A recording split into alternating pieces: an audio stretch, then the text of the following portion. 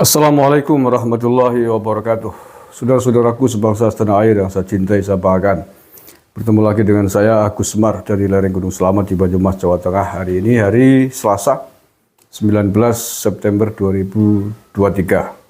Masih terkait dengan berita hebohnya atau dikabarkannya Pak Capres Prabowo napok salah satu wakil menteri pertanian yang ternyata berita itu dibantah langsung baik oleh Pak Prabowo maupun oleh Pak Jokowi.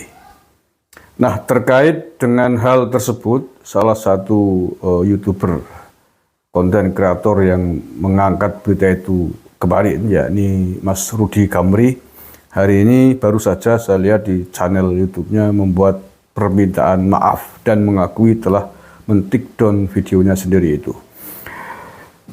Sementara itu Alifur Rahman di Siwet TV saya lihat hari ini ya, per detik ini jam 18.30 saya melihat masih ada videonya, belum atau mungkin tidak dihapus, walau alam bisawab, itu urusan beliau sendiri dan tentu saja semuanya ada konsekuensinya. Sebelumnya saya disclaimer dulu, saya mohon maaf. Ini bukan persoalan persaingan antar YouTuber, bukan soal persaingan dukung-mendukung capres dan cawapres. Saya mengomentari ini. Mengapa saya komentari ini? Karena ini hal yang sangat serius. Hal yang sangat besar, isu yang sangat besar. Karena menyangkut presiden, menyangkut menteri di istana negara, rapat kabinet ya. Itu bukan pere-pere. Orang yang pernah menjadi jurnalis, atau para jurnalis tahu hal ini adalah peristiwa yang sangat serius. Peristiwa yang masuk dalam kategori berita besar. Ya saya kasih tahu ya, saya mantan jurnalis tahu. Jadi biar jangan salah paham, saya komentari ini dikira nanti saya iri atau menyerang sesama YouTuber, atau dikira saya mendukung Pak Prabowo dan tidak mendukung Pak Ganjar. Jangan. Bukan itu persoalannya. Ini persoalan bahwa ini adalah isu yang besar, berita yang sangat serius karena menyangkut presiden, menyangkut istana, menyangkut para menteri. Ini berita dari kategori berita besar ini di level pertama. Ya, saya kasih tahu bocoran tentang klasifikasi berita tergolong berita besar dalam dunia media atau jurnalisme ya. Jadi apapun yang menyangkut tentang presiden itu masuk berita ring pertama. Baik kegiatannya, statementnya, pidatonya, dan segala macam keseluruhan aktivitas presiden dan yang menyangkut keluarga presiden itu semua masuk dalam kategori berita besar. Nah itu semua dirumuskan dalam klasifikasi mana sih yang masuk kategori berita besar, berita menengah, berita sedang, berita kecil. Itu ada klasifikasinya dan seluruh wartawan atau yang pernah menjadi wartawan tahu itu. Jadi itu ya. Jadi Pak Jokowi naik becaknya gembes, itu menjadi berita HL pasti. Tapi kalau Anda orang biasa naik becak cemplung sawah ya nggak ada yang ngurusi. Tapi kalau Anda tiba-tiba nerobos pas pampres ke istana pasti jadi HL. Karena Anda berani menerobos istana, itu ya. Kalau ingin jadi HL, ingin viral, ingin jadi berita besar, Anda silakan pergi ke istana. Terobos itu pas pampres, kalau perlu direbut bedilnya ya. Gue apain di kelatak, ditembak. Itu ya. Kemudian lagi selain itu ya, seluruh kecelakaan mode pesawat terbang dan kereta api ini masuk pada berita besar, layak menjadi HL kalau dulu zaman media cetak ya. Pokoknya masuk kategori berita penting lah, berita besar ya. Jadi mungkin kereta api bannya gembes gitu ya. Kepleset, anjlok, nang jembatan, apalagi tabrakan itu masuk pada berita-berita besar. Ya.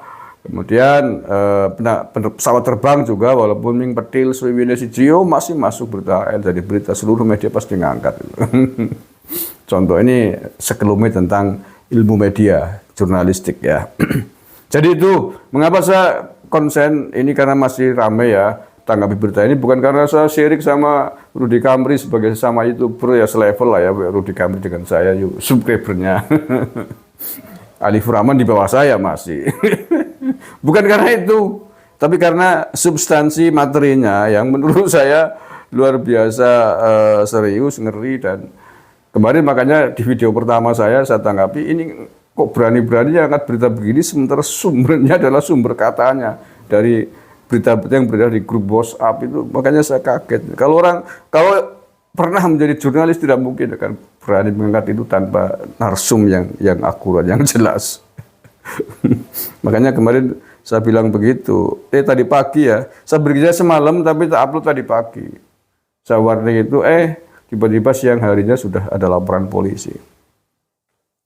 Ya, jangan salah paham, saya nggak ada urusan, nggak ada masalah dengan Mas Rudy Kamri, nggak ada masalah dengan Alifur Rahman, nggak ada masalah dengan dukung-mendukung capres-cawapres, nggak ada. Ini biar kalian paham gitu ya. Nah ini, saya putarkan permohonan maaf dari Rudy Kamri. Baru saja nih, sejam yang lalu dari saya ngambil video ini atas konten video yang kemarin dia ngomong Prabowo nampar wakil menteri ya, disebutkan namanya jelas semua. Kemudian di take down, dia mengakui take down dan meminta maaf. Ini dia membuat video permintaan maaf dengan judul mengapa konten Prabowo tampar wamen saya take down. Ini 2 jam yang lalu dari jam ini. Halo sahabat Indonesia, kita bertemu kembali dalam tayangan Opini Rudy. Kali ini saya ingin mengklarifikasi konten yang pernah saya buat. Judulnya adalah Prabowo Subianto tampar dan mencekik Wakil Menteri Pertanian di rapat terbatas atau rapat kabinet terbatas. Ternyata setelah mendapatkan informasi dan klarifikasi dari berbagai pihak, termasuk penjelasan dari Presiden yang menyatakan itu berita tidak benar, dan saya serta-merta langsung men-take down konten yang sempat beredar. Artinya saya berkesimpulan bahwa informasi yang saya terima dari Siwet maupun dari berbagai pihak itu tidak benar adanya. Untuk itu saya mohon maaf sebesar-besarnya kepada Pak Prabowo Subianto dan para pendukung Pak Prabowo Subianto atas konten tersebut.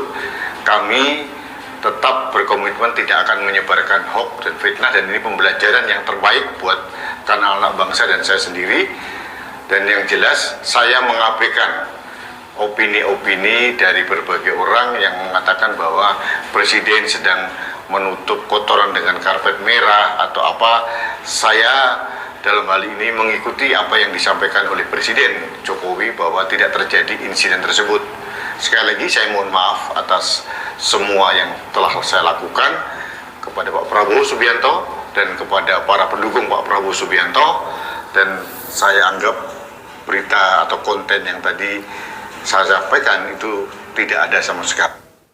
Oke ya, itu pertama apresiasi tetap kepada Mas Rudy Kamri yang telah gentle bersedia meminta maaf atas kesalahan yang telah dilakukan. Bagaimanapun itu adalah sikap yang bertanggung jawab, sikap yang baik. Yang kedua terkait dengan laporan yang dibikin oleh siapa itu relawannya Pak Prabowo. Kalau tidak salah relawan Indonesia Bersatu apa ya? Ya silakan lah Mas Rudy Kamri, komunikasi yang baik-baik. Sepanjang itu memang tidak ada etikat disengaja jahat menjahati, menjatuhkan kredibilitas nama baik Pak Prabowo, ya saya kira mungkin bisa dirembuk baik-baik. Kan ketahuan yang sengaja membuat gaduh, sengaja ingin menyebarkan hoax dengan yang memang jadi korban pihak lain gitu ya, kemakan framing atau kejebak, itu kan ketahuan. Oke ya, jadi makanya ini pelajarannya adalah saya sering sekali mengingatkan ini kepada teman-teman YouTuber yang sering berhubungan dengan saya. Itu sering sekali jangan ngawur ngambil informasi yang belum jelas sumbernya, harus dicek, terus cek dulu. Nah salah satu pedomannya yang paling gampang adalah Coba cari berita itu sudah ada apa belum? Media mainstream yang mengangkat. Media mainstream, media arus utama lah ya kayak Kompas contohnya, TV-TV nasional yang lain. Pokoknya yang media mainstream lah ya. Kalau di berita mainstream itu diangkat, berani silakan kamu up, kamu angkat, kamu komentari. Dipastikan itu benar. Karena apa? Karena media-media mainstream kayak Kompas, kayak Detik dan lain sebagainya, CNN gitu ya, itu tidak mungkin bikin berita ngawur. Itu pasti bikin berita berdasarkan sumber. Karena wartawannya, saya pernah jadi wartawan, pasti sudah melalui training terlebih dahulu bagaimana caranya membuat berita, rumus-rumusnya, kebutuhan-kebutuhan yang harus dipenuhi menjadi sebuah berita bisa diangkat seperti apa. Ya di antaranya adalah cek-recek narasumber yang akurat dan lain sebagainya. Itu silakan. Jadi percaya gitu. Kalau ada apa-apa yang salah ya Kompas gitu. Begitu. Yang penting kita tidak memberikan komentar di luar dari data fakta yang tidak kita kuasai kan. Begitu. Oke ya. Mudah-mudahan bisa diselesaikan dengan baik-baik dan ini menjadi pelajaran bagi semuanya termasuk saya pribadi. Kadang-kadang saya juga yang sulit kan menerangkan ini kepada pihak-pihak yang tidak tahu tentang ilmu media. Jadi dia merasa benar ya. Contoh beberapa waktu yang lalu ada oknum Habib di Surabaya sana yang katanya oknum Habib itu suka karaoke gitu ya. Bahkan katanya suka minum gitu. Bahkan ditemani Purel katanya begitu. Dia bilang bahwa Purelnya sudah diwawancarai, kemudian dia mengatakan yakin betul gitu ya, minta diangkat. Ya saya tanya, Purelnya mau nggak membuat statement, memberikan kesaksian? Nggak berani mas. Kalau nggak berani ya saya nggak berani, gimana sih?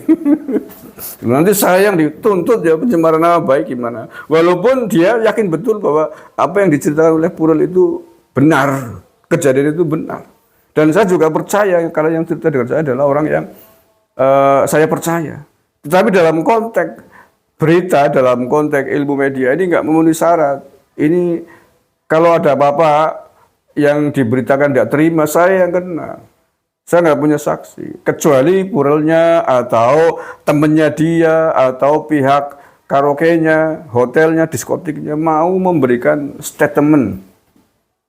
Ya kalau videonya bentuknya dalam video lah ya, karena ini YouTube kan video. Silakan ngomong, saya nama ini membenarkan bahwa oknum ini memang pernah acocing misalnya. Saya mau angkat itu, ada sumbernya. Atau pihak yang tidak berkenan merasa yakin punya fakta, bukti, CCTV melaporkan ke polisi der. Kemudian dia menunjukkan bukti bahwa dia telah laporan polisi juga memberikan statement. Oke, saya berani mengangkatnya itu menjadi berita karena ada sumber resminya dari kepolisian. Nah, begitu loh, cara-caranya gitu ya. Jangan kemudian mentah-mentah ada orang bilang, mas, ini aku rumah Habib ini mabuk-mabukan di sini. Yakin demi Allah saya melihat sendiri. Dia, oke, kamu saya wawancara, kamu ngomong ya, jangan saya dong. Ya nggak bisa. Walaupun dia yakin betul, tapi dia nggak berani ngomong sebagai saksi, nggak berani. Ya, saya nggak berani. Itu nggak bisa buat dibikin berita, nggak bisa, mas. Nggak bisa, nggak memenuhi syarat. Beresiko dengan hukum. Oke, terima kasih. Mudah-mudahan ada manfaatnya, pembelajaran bagi kita semua dan youtuber politik ini belajar dari kasus ini. Terima kasih. Assalamualaikum warahmatullahi wabarakatuh.